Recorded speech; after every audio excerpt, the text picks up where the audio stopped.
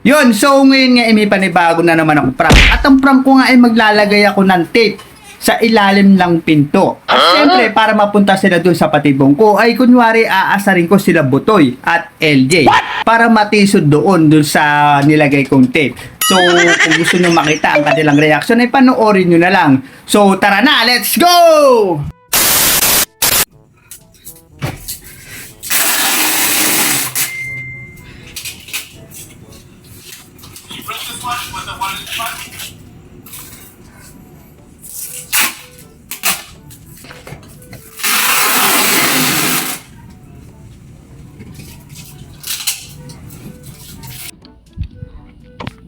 Tay, sa'yo ba yung wallet dun sa lamesa? Bakit?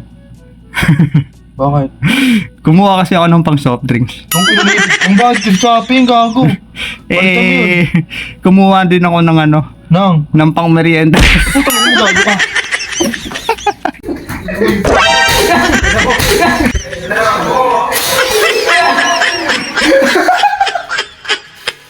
Ano yung pera mo?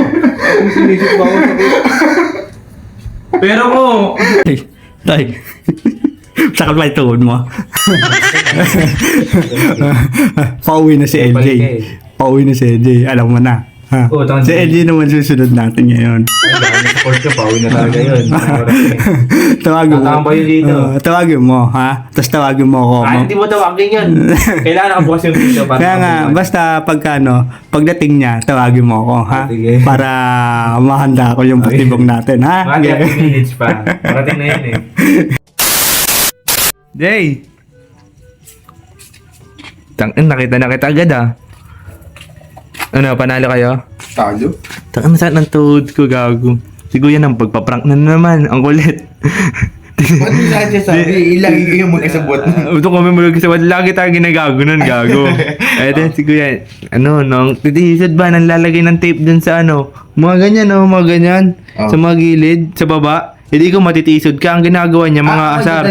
Oo, nadali na nga ako. Ngayon, hinihintay ka niya. Tawagin ko daw siya pag nandiyan ka na. Saan nalagay? Eh, nandun nga sa pinto sa akin. Ewan ko na kung saan niya ilalagay sa'yo. Ngayon, nasa kwarto siya. Ilalagay natin dun yung tape. Tatawagin ko siya. Oo, sabihin ko nandyan na siya. Tapos lagyan din natin sa bungad. Sige, tara. Sa mukha naman. Kasi tatayo yun eh. Abulin tayo na. Pag-bawi ka rin. Oo.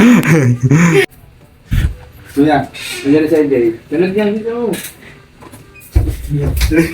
Saan mo?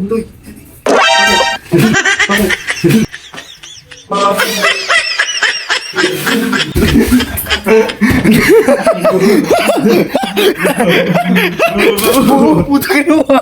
Bobo!